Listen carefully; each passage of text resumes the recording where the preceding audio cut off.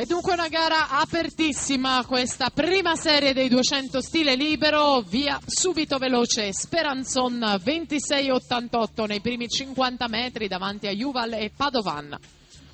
Miglior tempo, lo ricordiamo, di Mattia Cometto, 1,56,75. Speranzon in corsia numero 2, atleta classe 94, targato Idros, che vira ora metà gara in 55,77 davanti a Safra Juval e Lorenzo Soncina.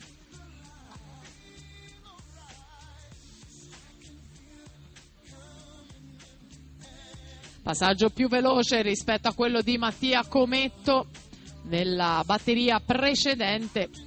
Mattia Cometto che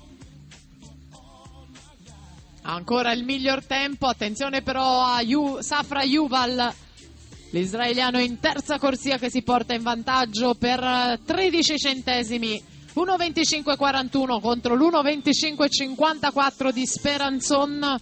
Soncina in terza posizione in questo momento. Speranzon classe 94, Juval e Soncina classe 93, più giovani.